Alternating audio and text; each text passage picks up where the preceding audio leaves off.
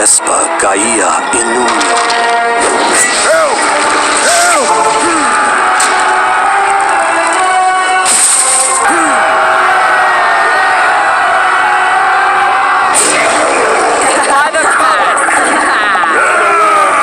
Strike with great vengeance!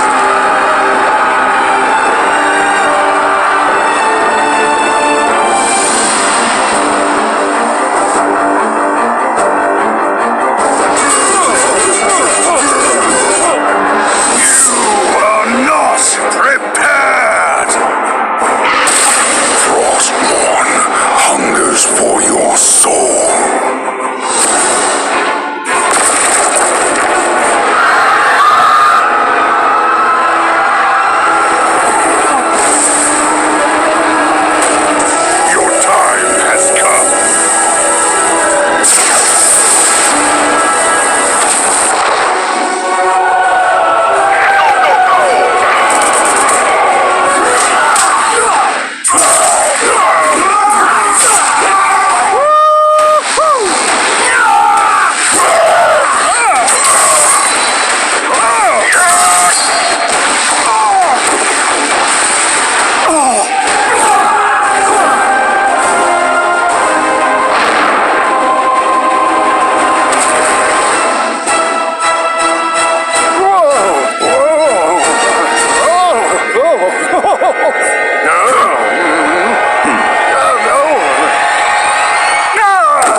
Strange.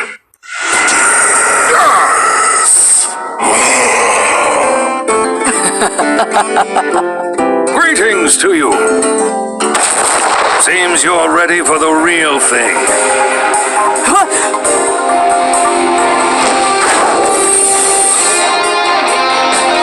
Watch your... F it up! Hey, look at me! Oh, looks like we got an audience. I'm getting good at this. I am in the groove. Turret online. Surprise! Piece of cake.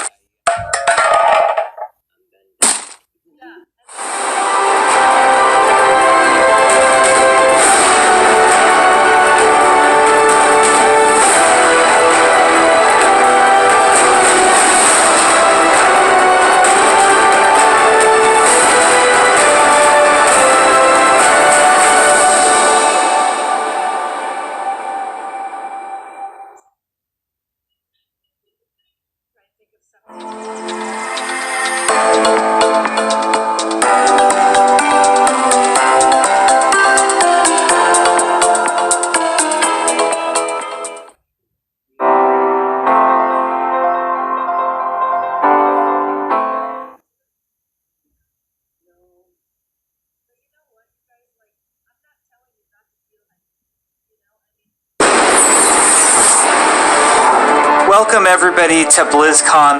We know that you all want to hear more about Overwatch 2.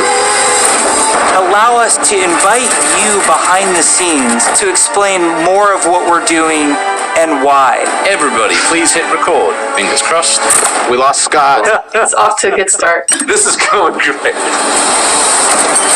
We've been assembling one of the best teams that I have ever worked with. I'm nervous. And I'm so proud of the progress that we have made together. We really liked the stylized drop down. Imagine that it's coming forward, boom, boom, just starts to spin. The scale and the scope of this game have meant that we've needed to grow substantially. We have to move. Sorry. Let me start. Overall, I think we've done incredibly well as a team moving to work from home. Oh, shadow play. There have definitely been challenges, but the team is really putting everything we've got behind this game. To me, it's the next big step in the Overwatch universe. New heroes, game modes, major story beats. With competitive and PvE, I see Overwatch 2 as the Overwatch for all of my friends. You know, we're always inspired by what story and franchise development does with their animated shorts. We really wanted to bring that cinematic experience into the game. You can invest in your heroes and grow them over time. I am super geeked out about Overwatch 2. I can't wait for people to play this game. It just gets better and better. There are some things that we just can't do without a sequel. So thank you so much for your patience so far, and I hope you enjoyed this behind-the-scenes look at Overwatch 2.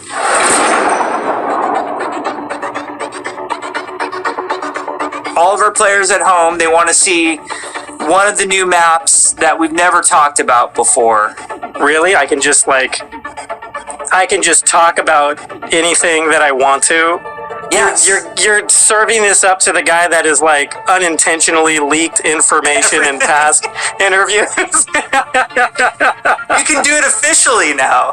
Okay, so one of the maps that I'm most excited for in Overwatch 2 is our Rome map. We always want Overwatch to feel like this globe-trotting adventure for our players. So we're having a lot of fun coming up with the Overwatch version of Rome. We wanted a very romantic, sort of this powerful feeling of old world architecture. One of the most exciting things for me is the early building of these maps, where we get to sit down together with key people from the environment team, level designers, effects groups. We'll spend some time talking about moments in the game that we really want to see, like the Colosseum or a grand view of the hills of Rome in the backdrop. And then we'll go back and do a paint over, or we'll do a concept painting of certain things based on that. We try to draw inspiration from as many different sources as possible. For example, one of our environment artists had just taken a trip to Rome, and he returned with thousands of pictures and was so excited to work on a map set in Italy. There's a lot of ancient architecture in Rome that represents the empire that it used to be. So we brought some of that back. Some of the things that are destroyed in real life, we kind of rebuilt in kind of an Overwatch style. It's one of the most beautiful pieces of environment art that I think we've made for the entire game, and it just absolutely took my breath away. Can we reveal more maps? Yes, Scott. Scott, why don't you have the honor? Why don't you reveal, like, is there an artified, like, let's pick an artified one. I know what map I want to talk about. It's the one that I just get super excited about. New York City. New York City is just an amazing Overwatch location. We're really striving to make it as authentic as possible while still putting this Overwatch spin on it. There's a lot of amazing buildings and architecture pieces that just, especially for artists, stands out a lot, and they usually use this kind of Art Deco style from the 1920s, 1950s. We started in an area that's a little bit like the Village. There's some smaller shops there, there's a fire station, little pizza places and things that people that are familiar with New York City will either recognize or maybe see the reference that we're trying to make with some of our different locations. It feels like something you haven't seen in other games before because it's uniquely Overwatch. Well, we should move on, otherwise we just have to reveal more maps. So, we were talking about PvP, and you know, one thing that I think is really interesting about PvP in Overwatch 2 is some of the philosophical changes we're making to the approach. PvP feels different and new. We're upgrading our combat feel. The roles are playing differently. When it comes to all new maps, it's a pretty big departure from where we are on live right now. So I can't wait to see where we end up with it by the time we launch this thing. We're also experimenting with the idea we call role passives, which are passive abilities that a hero can have based on what role they are. For example, currently in our internal builds, the tank heroes all have knockback reduction against them, and they also generate less ultimate charge for enemies that are shooting at them. Damage dealing heroes have a movement speed bonus, which is great for flanking around the map, and healing heroes, support heroes have automatic healing that kicks in after they haven't taken damage for a while, very similar to Mercy's passive, but a little bit of a lower rate. One of the more shocking changes that we've been exploring in Overwatch 2 PvP is a change to the tank role entirely. That's applied to all of the tanks. We want to try to make them more toe-to-toe brawlers and less characters that just stand back and protect other people. So, for example, for Reinhardt, we've given him 2 charges of fire strikes, so he can throw fire strikes a lot more aggressively and more often. Also, his charge, he's able to cancel it now, and you can steer it more aggressively, so you can, not quite turn a corner, but you can definitely more accurately pin targets. And because you can cancel it, it allows you to use it much more aggressively and, really go after those key targets without feeling like you're going to sacrifice, all of your positioning, everything to get there. He's almost more terrifying now with this, to be able to unleash his full arsenal more often than kind of just being the guy with a shield.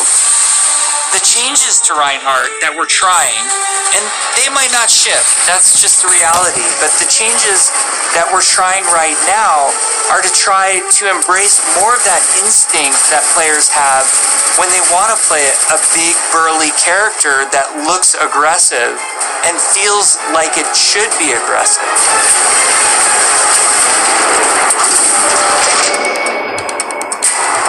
Shortly after BlizzCon, we spun up this group, our combat feel group, to really just work on what happens when a player holds the trigger. We're putting a ton of effort into looking at all of our characters and trying to give them even a more visceral weapon feel. From sound to VFX to animation to the design of these units, all new sounds for a lot of our weapons in the game, and a whole new sound system that's driving it. And we didn't just level up a unit, we leveled up the rest of the game. When we first started working on Overwatch, we spent quite a bit of time working on gunfire sounds and just general combat feel to make it feel really awesome. We're revisiting pretty much everything. Nothing's off the table, so we're looking at even kind of small things such as quick melee attacks that every hero has. So they have kind of new audio paths and a new kind of feel and the visual effect when you hit things. One of the bigger efforts we're undertaking for Overwatch 2 is what we're calling our Weapon 2.0 sound pass. What this is a big overhaul to the weapon systems in the game. That means the way the gun feels in your hands. You can feel the ammo running out as you're getting lower on the clip. We've really tried to amplify those sounds to better encapsulate the gameplay and the gunplay that comes with Overwatch 2. Another key for the weapons was getting them to feel like they're in the environment. This meant working with Convolution Reverb. It's a new system that we've implemented into Overwatch. It's a way that we can capture the acoustics of an environment and transport it onto the sounds that we're using. So we went and captured tales of guns in different environments through our weapon shoots.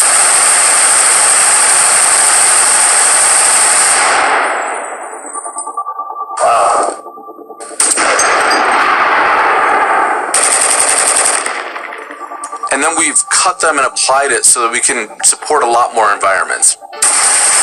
Now we're supporting outdoor, urban outdoor, warehouse tales, tight tunnels, small rooms, and it gives a lot more presence to the weapons and the way that they react in the world. The shooter genre has evolved a lot since Overwatch 1 came out.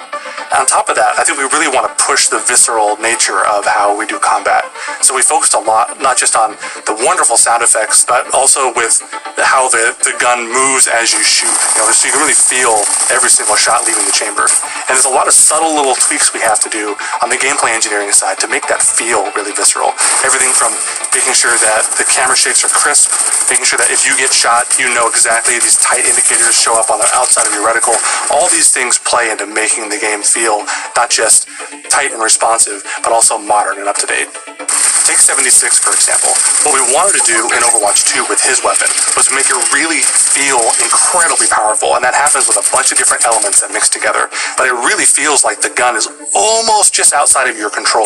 A lot of that comes down to this camera shake technology, where every time you fire the weapon, you want to feel like it's running through your entire body, and the camera shake gives that extra bite to every single shot out of the chamber. It makes him feel really great.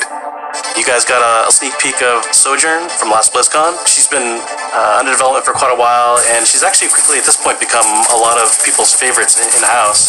When we look back at Overwatch when it was originally created, There was a lot of heroes that were made from a gameplay standpoint kind of surrounding a weapon type. For example, Farah was based on a rocket launcher hero. Widowmaker is clearly like kind of the sniper. We thought there was a weapon that was kind of missing that would be a lot of fun to play with, and that's a railgun. It's so much fun in the playtest to have this really powerful shot that can, rip through enemies if you really are accurate with it. And she's all about that aim skill. So if you got that aim skill, you'll love her. We're still exploring new game modes, and we're also reevaluating older game modes that people are more critical of. We're of the mindset maybe 2CP doesn't exist in Overwatch 2, and maybe there's a new cool game mode that replaces it.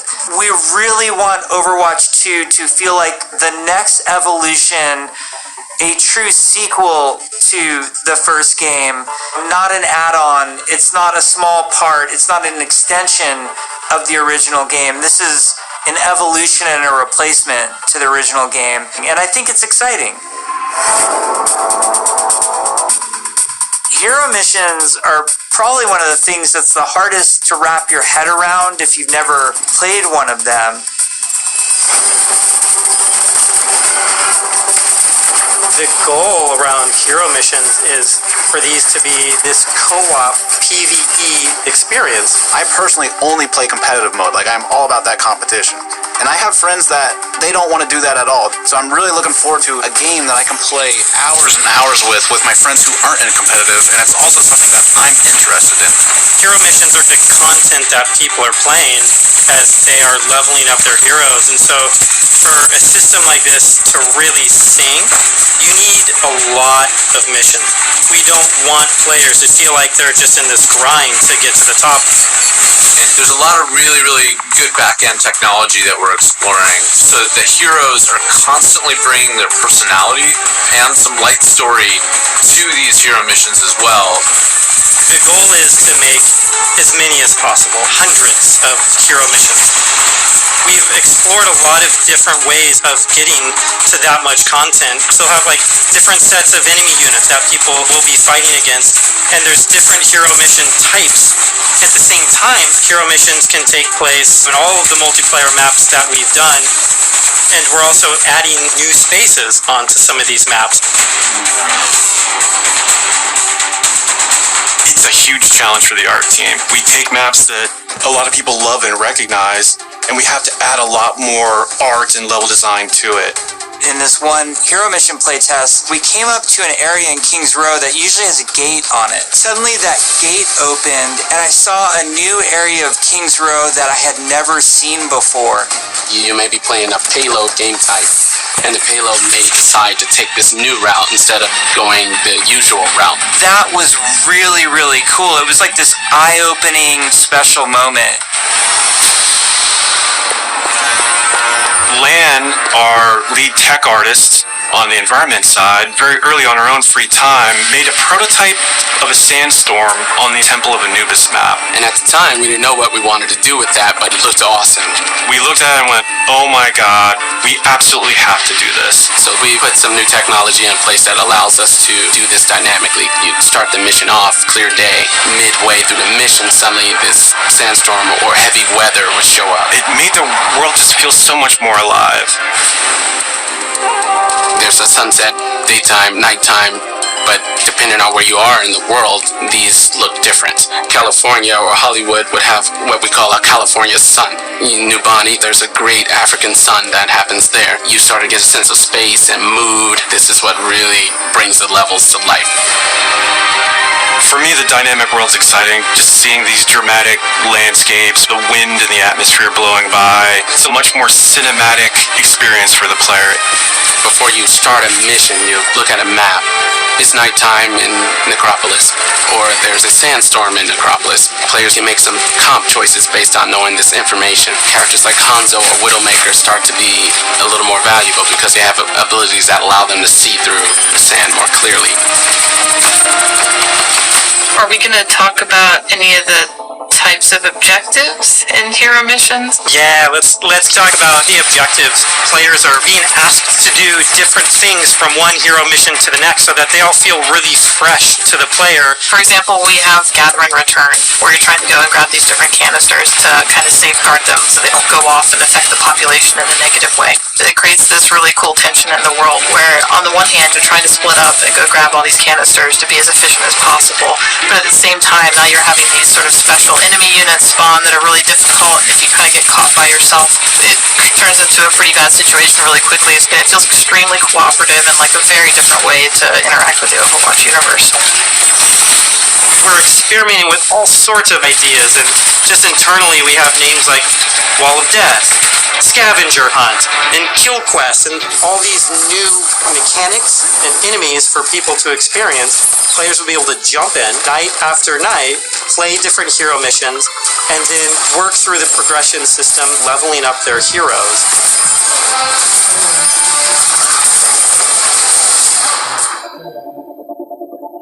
At BlizzCon in 2019, we started to talk about progression, and we showed the very early version of our talent system, which I think was really cool. We had that one talent where Mate became the rolling snowball, which was a big hit. We've really blown that system out. I'm real excited about talents. You can play the same hero in so many different ways. Now with the skill tree, you can have fun every night doing different things and kind of experimenting.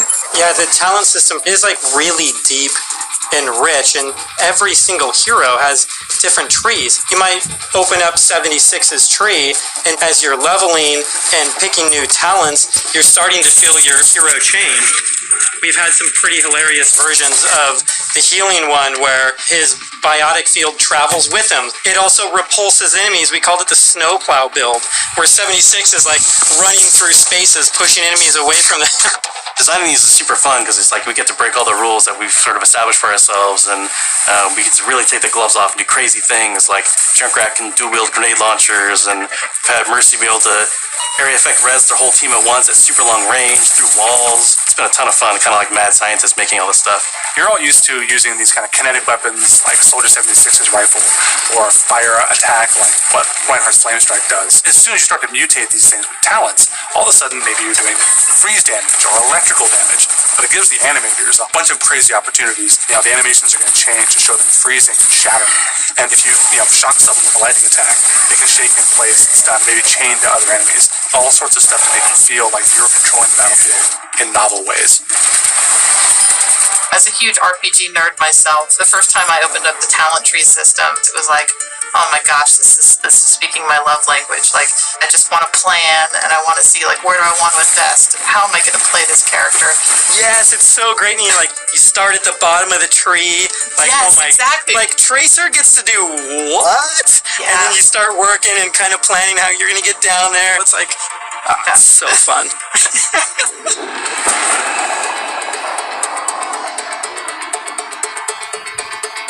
When we look back at BlizzCon 2019 and we talk about some of the criticisms that we had, one of them as a development team that we felt was that the combat was just not engaging enough.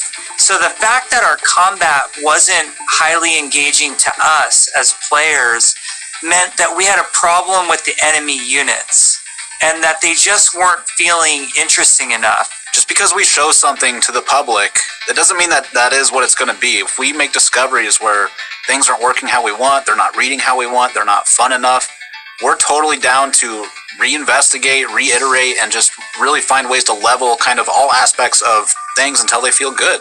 I would say a major focus of all of 2020 was to make the null sector enemy units more engaging, and some of this was adding new units and evolving other units that we had.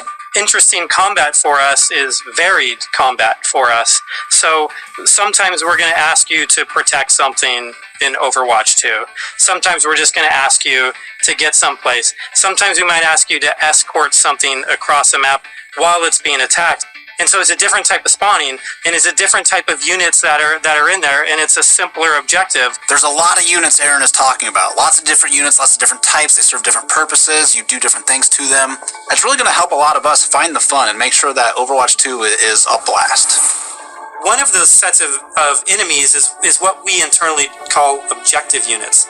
And they're typically units that don't even attack players. The simplest version would be something like the Breacher. It's two legs with this huge bomb on its back. It was built to do one thing: slowly and methodically march towards its objective, and then it transforms, and the bomb opens up like a flower. It starts spinning and charging up, and you hear this awesome sound, and you know you have a little bit of time before it's going to explode, and you have to take it out.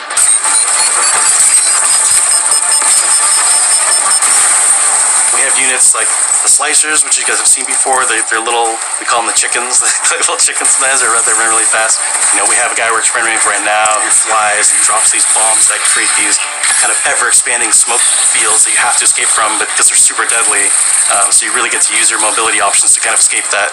There's things like the Polar. You could be moving through these darker alleys, and as soon as you hear that Polar spawn, it suddenly becomes like really spooky and kind of scary.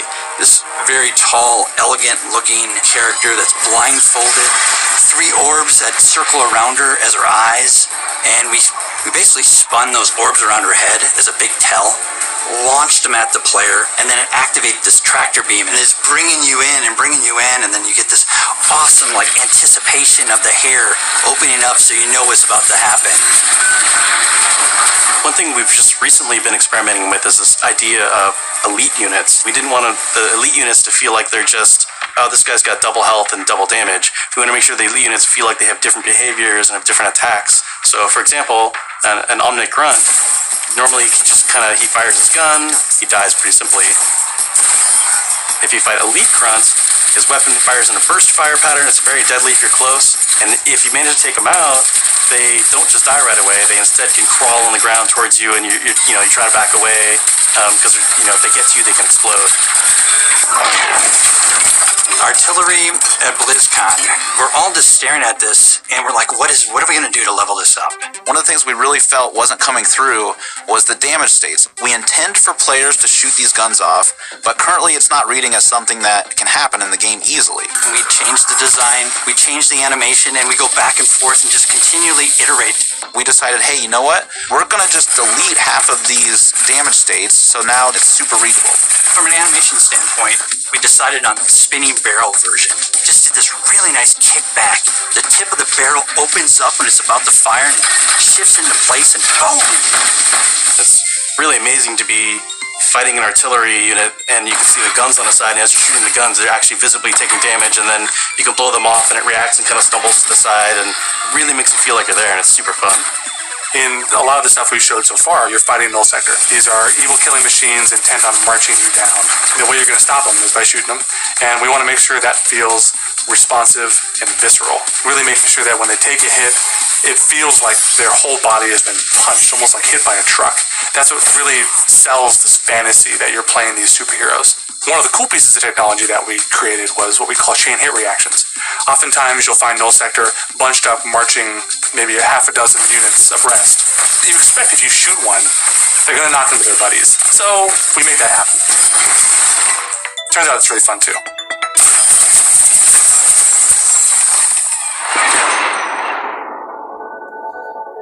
One of the things that we showed last year at BlizzCon was the new looks for our heroes. The theory kind of going in was like, you want to preserve the essence of your hero, but also kind of show that the heroes evolve and kind of change and move forward. So we have a lot more new looks, so I'm excited to see how players and fans react to all of the ones that we've done so far.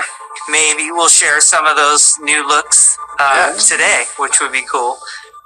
We're going to reveal McCree's new look for Overwatch 2 as well as Pharah, and we're really excited to show off some of our first villains with Reaper and Widowmaker. But first I wanted to talk a little bit about technical wear, kind of like technical clothing. What that really is using very techy fabrics, as well as having very intricate but functional straps designed in a way that is very aesthetically pleasing. With McCree, we took a couple different approaches. He's got this classic cowboy look that is really hard to mess with, because if you try to make him too sophisticated or too techy, it might not feel right for the character. But as a concept artist, you always want to change things around and try different shapes and silhouettes, so we did identify as Red Serape as the main thing for McCree. We also tried a couple different things with McCree's cowboy hat. We didn't really want to mess with that too much because that's a very iconic part of him. So that's another piece that we kept. We tried some retro cowboy looks that mixed in some tech here and there. Some that were a little bit more techy than others, some that were a little bit more classic cowboy. We gave him a little bit of a longer beard, and it really gives him a nice kind of like a more aged look.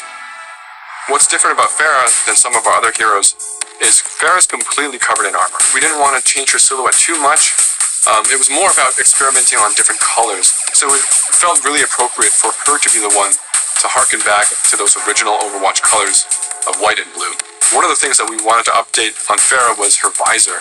Instead of being completely opaque and reflective, we tried a little bit more of a transparent approach, and being able to see through it a little bit now allows us to see some more of her emotions. Reaper was actually the ones that I was very excited to work on because I could see a lot of potential in how we can integrate his cloak and his cowl and his armor and how we can make all those shapes really sing within that classic, Reaper silhouette. We tried a couple takes with the first pass, like completely silver arms, more layers to his jacket. Reaper's mask is obviously pretty sacred to us, but the thing you'll notice immediately is that it's now completely silver. Instead of the bone white, he's got this like almost like deadly edgy silver that just gives him that classic Reaper look. With Widowmaker, we started with the idea stage, exploring a breadth of ideas. We tried things like a more insectoid approach, treasure hunter. One of them made her feel like a classic Bond villain, so we kind of steered it back towards one of the more cyberpunk looking ones, almost like a futuristic femme fatale, which is basically what Widowmaker is, but she even feels more upgraded, so I'm super glad that we went down this route. We played with different hairstyles too. Widowmaker has the really long ponytail that's really a key part of her look. And we really liked the hairstyle on one of the designs that was more of a parade, and it was really interesting look that also preserves Widowmaker's original silhouette with that long ponytail. We've been working a lot with our domino engine and making our cloth look better. Now that we have this cloth tech, we're going to be able to make some really cool, unique silhouettes that will help them stand out from other heroes. We put a lot of time and effort into our face rig, and what I mean by that is we're going to be able to get really close to these characters, and it's going to feel really cool. It is absolutely worth the time and the effort to invest in the technology, and that way we can make these characters do more things that we haven't really been able to do before. It's been super exciting working on the new looks for Overwatch 2, and it's just been so inspiring to watch the team try things that we've never tried before, and I just can't wait to show off more in the future. Overwatch 2 is probably the largest opportunity we've had since the inception of the franchise to really expand what Overwatch even means to our players. In Zero Hour, we saw that some of the heroes got back together, but we're also seeing that there seems to be a second huge Omnic uprising. We're going to learn who's behind that uprising, why that's happening, how globally spread is it.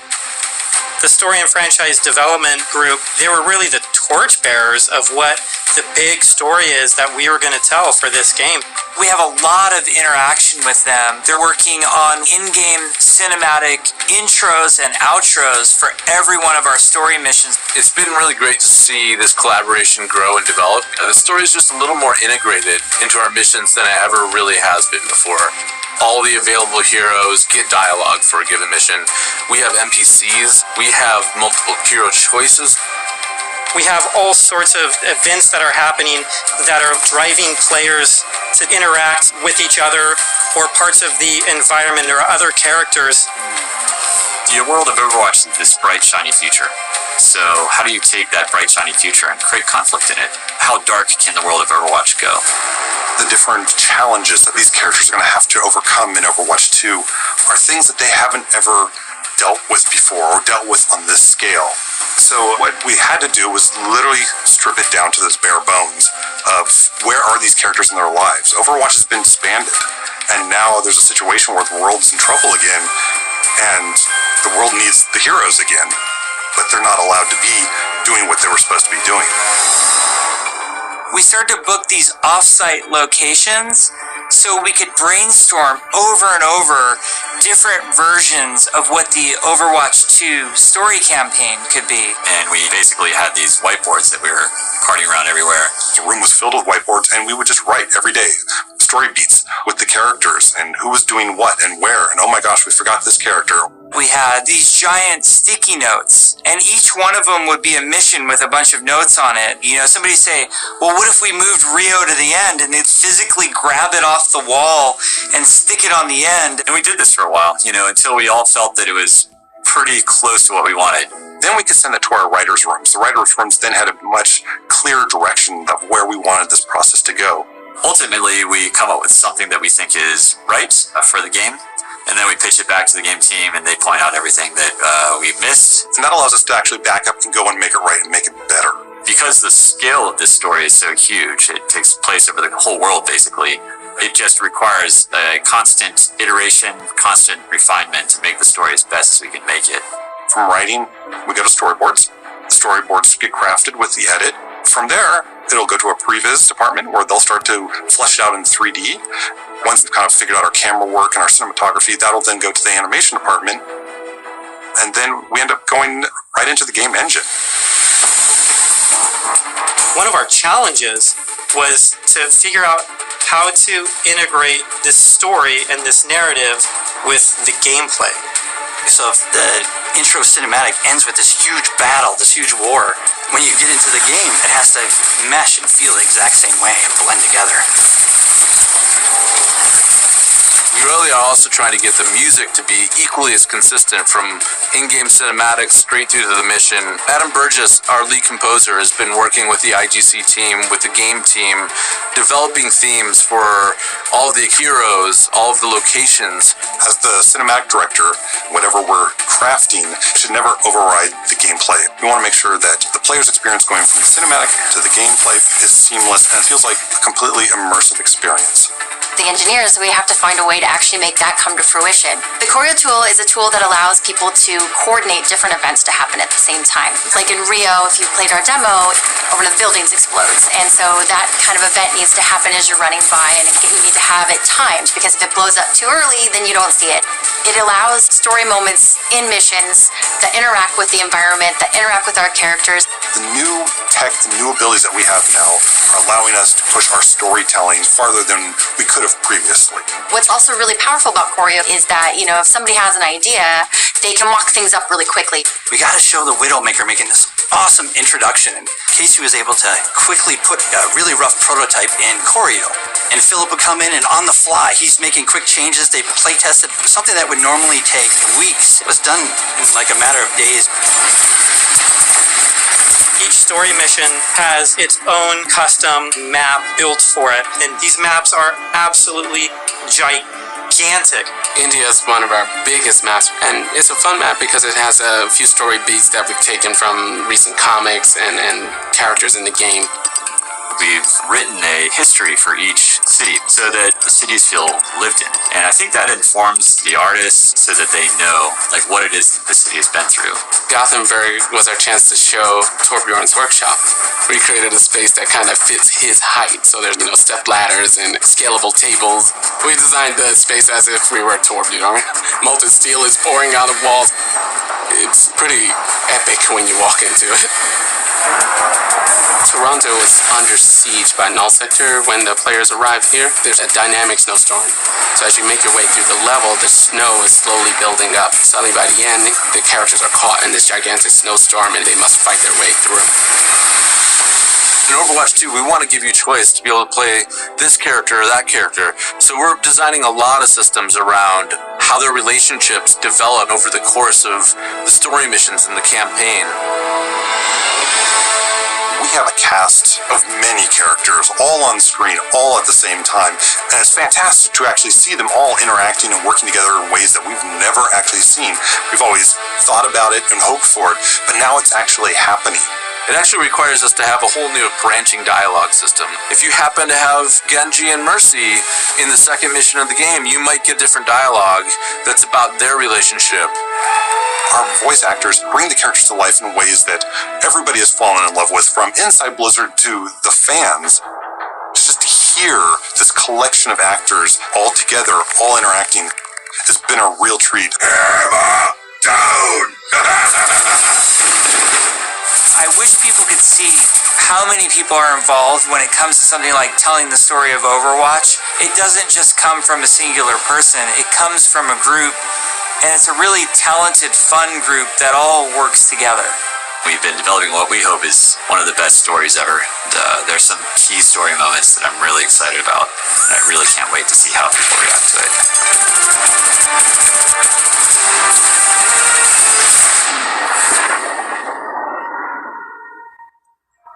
We've been talking about the game, about this universe.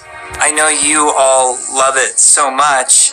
Right now, we can sit down and have a night of Overwatch 2 and have it be a really fun experience. And I think we need some more time till we can say it's perfectly polished in the way that we want it. We've made such incredible strides since we first announced this and showed it to the community at BlizzCon in 2019. The thing that I'm most excited about is that moment when we hand the game over to the players. We want to create something that really moves people, really touches people. That's why we do it. We create the game because we want it to become part of your life and for you to experience it. For Overwatch 2, we're upping the bar. It's kind of 5 games in one. It's a huge undertaking. The new tech and the new aesthetics for the new looks bring you closer to the characters that you love, and we're just getting started. The fidelity of the gameplay experience is much richer. We are making cinematics that push the boundary of what we can do to tell stories. We want this dynamic world. We want things to feel alive. I'm really looking forward to being able to expand the world of Overwatch for our players. We're really trying to tell this epic story. In order to make a game great, it takes time, energy, collaboration. We have just an incredibly professional team of designers and artists and engineers. We just love bringing this world to you guys. So many cool characters. It's just a blast working on it. Our goal is for Overwatch 2 to be the worthy successor to the first game, to be the next evolution, and to be a true sequel. We have big plans. So thank you for sticking with us. We're going to cross the finish line, and I know it's going to be awesome. I hope people just end up loving playing it over and over. That's what we want to try and capture. I'm jumping in, I'm playing. Let's go be heroes.